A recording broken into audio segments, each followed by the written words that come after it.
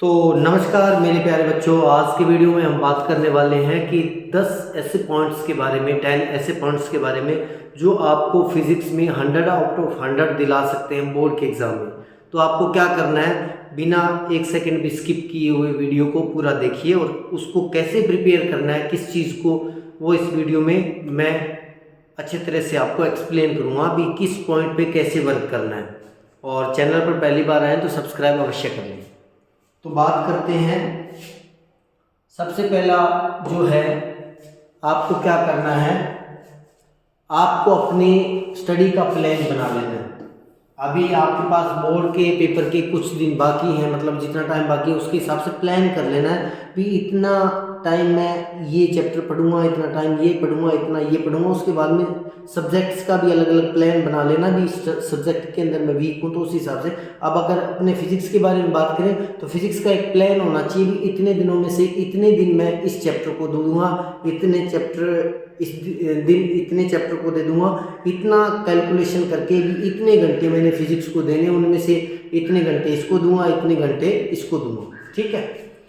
Number 2, आपको derivations पर ध्यान देना है। जो डेरिवेशन आपको टफ लग रहे हैं उनको बार बार 1-2 बार रिवाइज करना है। साथ में आपको ये देखना है कि ओल्ड पेपर में कौन से डेरिवेशन आए हैं, उनका आपने डेरिवेशन को दोबारा करके जरूर देख लेना। नंबर 3 पर बात करें तो आपको सैंपल पेपर, तो वो आप चाहे तो गूगल से डाउनलोड कर सकते हैं या कोई भी प्रैक्टिस सैंपल पेपर की बुक ले सकते हैं। तो सैंपल पेपर आपने डाउनलोड करना है क्योंकि सैंपल पेपर से आपने जो अब तक की प्रिपरेशन कर रखी है उसका अंदाज़ा हो जाता है कि मैं इस सैंपल पेपर में कितना अटेम्प्ट कर पा रहा हूँ, कितने मार्क्स अपने मतलब सेव कर पा रहा हूँ। तो आपने क्या करना है, सैंपल पेपर को यूज़ करना है। उसके बाद में टाइम मैनेजमेंट, ये ध्यान रखिए, सबसे बड़ी ज़रूरत वाली काम है। अब ऐसे हो सकता है आपको कोई चैप्टर आसान लग रहा हो, उसमें आपने 2 दिन लगा दिए, 3 दिन लगा दिए। आपने टाइम का मैनेजमेंट भी उस हिसाब से करना है जिस हिसाब से आपका चैप्टर है। जैसे सबसे ज़्यादा मार्क्स कौन सा चैप्टर लेता है, रे ऑप्टिक्स हो गया या एलसीआर सर्किट वाला जो अल्टरनेटिव करंट हो गया, ये ज़्यादा मार्क्स वाले हैं तो इनको टाइम भी उतना ज़्यादा देना पड़ेगा।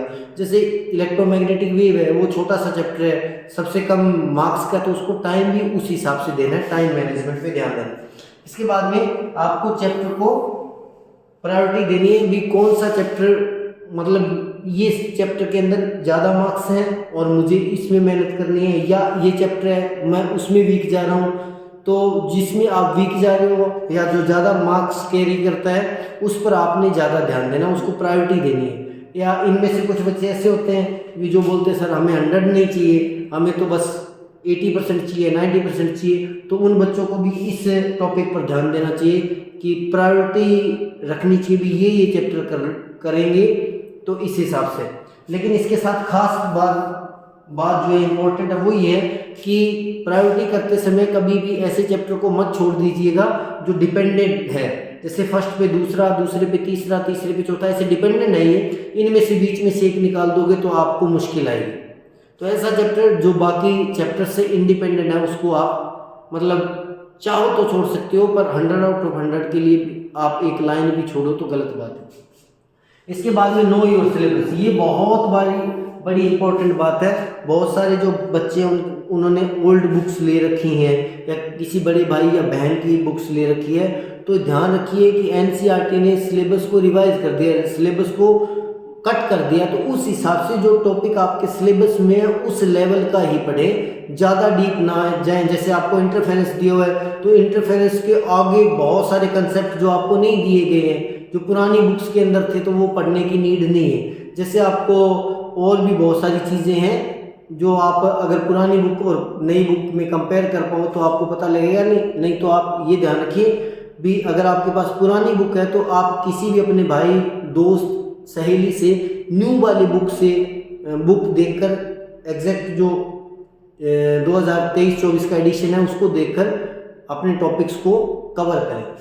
इसके बाद में क्वेश्चन पेपर आपने ज़्यादा से ज़्यादा सॉल्व करने हैं, जहाँ से भी आपको नेट से मिलते हैं या वैसे। जैसे ये सैंपल पेपर आ गया, ऐसे क्वेश्चन पेपर ये 2 बार पॉइंट आ गया।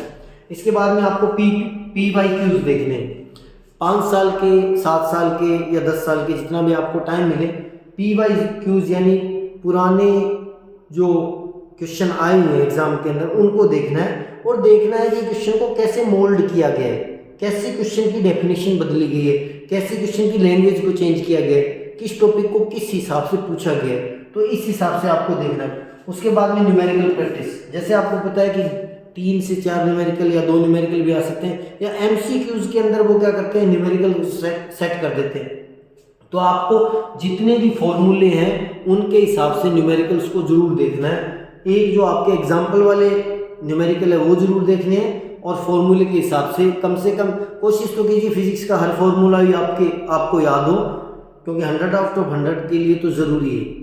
नहीं तो जो इम्पोर्टेंट फॉर्मूले है वो आपको याद होनी चाहिए। इसके बाद में रिवीजन के हिसाब से आपको ध्यान रखना है रिवीजन कैसे करना है। देखिए अभी टाइम सिर्फ रिवीजन का ही है, अब जो रिवाइज कर लेगा वो ही राज करेगा, ध्यान रखने वाली बात है।